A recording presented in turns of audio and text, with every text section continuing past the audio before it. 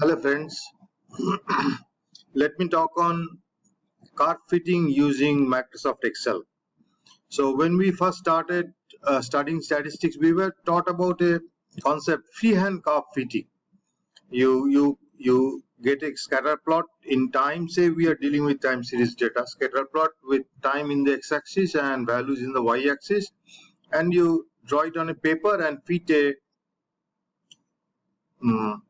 freehand curve and analyze the data. But we are skeptical about it because it is very much subjective. It depends on the person who is drawing the freehand curve. Okay, it varies from one person to another, and it doesn't have any quantitative measurement, quantitative attributes by which you can compare different curves, etc. You can calculate the error square, the sum of square, error sum of square, and the accuracy. So, but using Excel, you can do a reasonably good curve fitting.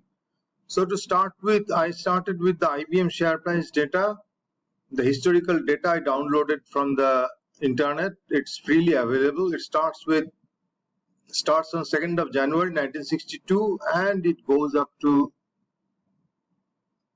March 30, or it goes up to 27th March to 2020. Today is 30th March. So today is Monday. We will get the new record today evening. So first I had some trouble with handling the data fields, the date fields. So I had to do some manipulations, replace the hyphens by @ and then transformed it to a date field. Extract the year, month and day from the new field and then get the values. Okay, so I have got a date field and I'll be working with closing price. There are different types of share prices, at different opening price, high, low, close. So I'll be working with closing price. And there is one more observation, that there are gaps in the weekends. They don't publish the share prices. So after 5th of January, 6th and 7th, there is no data, and we get a new data on 8th of January, which is Monday.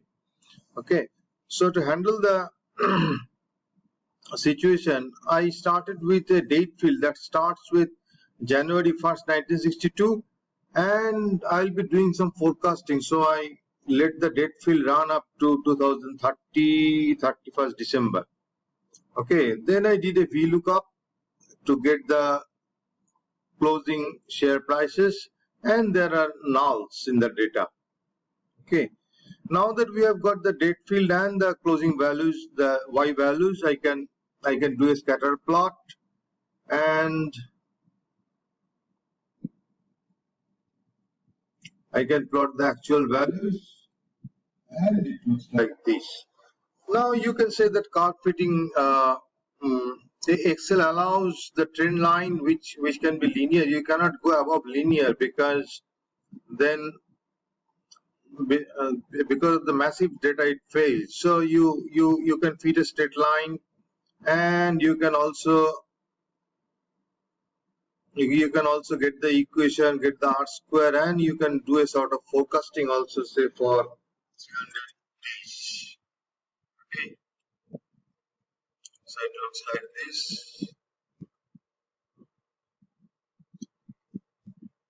R square is 75%, which is good, and you have the equation, and this is the straight line. But what I want to do is to fit the lines manually.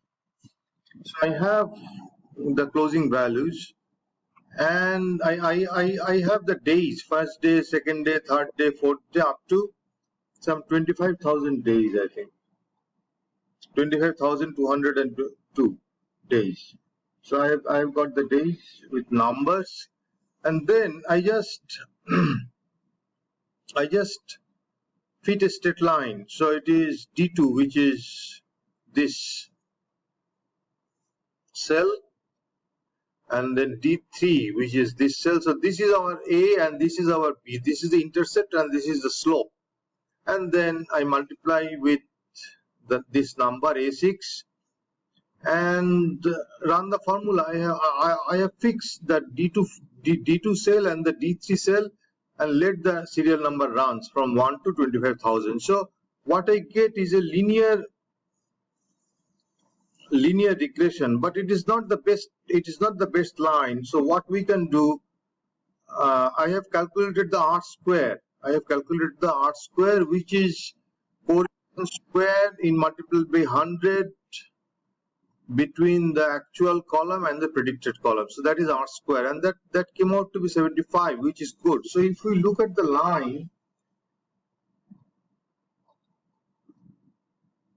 so I'll plot the linear line.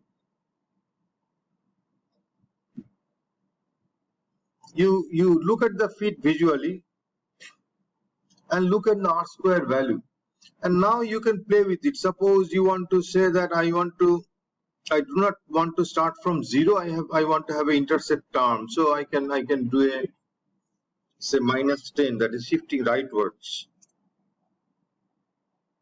and then the line starts from the 10th day. Okay, now you can play with the with the slope. So instead of 0.0065, I can think of making it 7. I can increase it. Okay, and try to get a good fit. The R square is 75%, which is good. It is changing. The R square is changing very slowly. Anyway, so this is the way you can look at the line, look at the feet, and look at the R square, and do a reasonably. I'll call it the computerized version of freehand calf fitting. So here the value is 65, and here I take the intercept term as 0, and this is the linear fit. So after linear fit, we can go to a quadratic fit. So the value of intercept is 5. The coefficient of x is 0.0013. This cell, and coefficient of x square is very low. Otherwise, the curve explodes. So this is the equation a plus bx. This numbers at the x values or the t values in the x-axis, and just this is the line a plus bx plus cx square. Okay, now the R square has come up to 84%, which is good. So let me look at the quadratic line. It looks good. And the R square is also good, 84%, which is good. So now you can say that I want to reduce a bit and the coefficient of x square, and the curve looks more flattened. Maybe this is a better fit, I don't know. Here the R square is 84.300, and previously it was, I forgot, maybe 25. Now it is 84.3002, and it was less, 84.129, which is less. So this is a better fit. So this is the way you can play with the curve in the Excel, and the quadratic fit looks quite good. But then I tried to model the seasonal or cyclical fluctuation. The trend value is all right. I am doing the forecasts also. The values are there later in the series. So these are the forecast values, quantitative values. One can use it. So what I did, I plot the residuals, that is the quadratic fit minus the actual values, and I get the residuals. So these are nothing but E7 minus C7. I had to take care of the blanks, so that whenever there is the y value is blank, I am getting the residual to be blank. So these are the residuals. So let me have a look at the residuals. So I'll take out actual, I'll take out quadratic, I'll do a residuals, plot of the residuals. Okay. The fit is good, so the residuals are fluctuating around the x-axis. But how to model this? I thought of using the sine curve, which will be fluctuating across around the x-axis, but its amplitude, its frequency and amplitude needs to be adjusted. So I tried a sine curve. What I did, I used two coefficients, one for amplitude, one for frequency. So this is G2, this is this cell times the x variable times sine of, this is for frequency,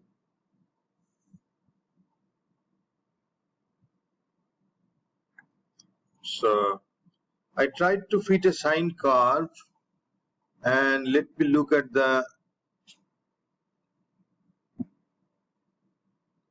plot.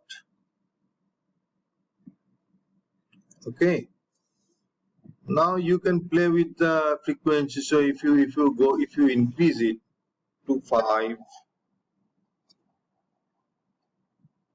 if you increase it, the frequency increases. If you reduce it,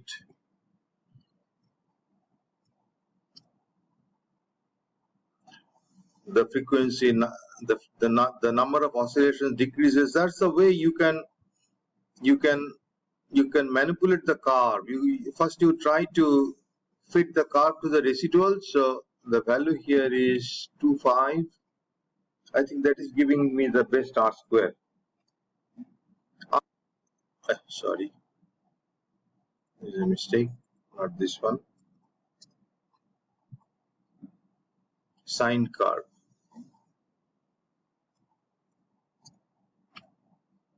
R square is not good, only 32%, because I'm not being able to match the residuals. It is a very tough job, and I'm not happy with this performance.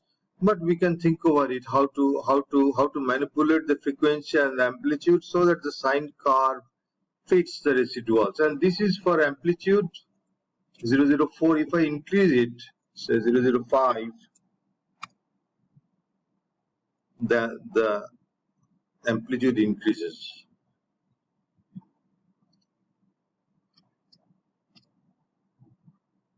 The amplitude increases.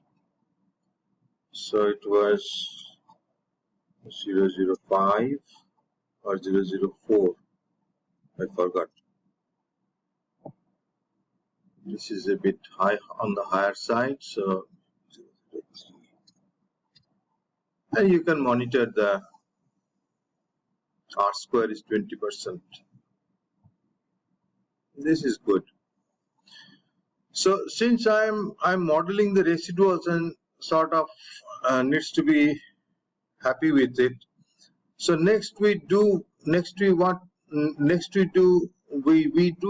addition of the quadratic trend plus this seasonal fluctuation. So this is nothing but quadratic trend plus the sine curve.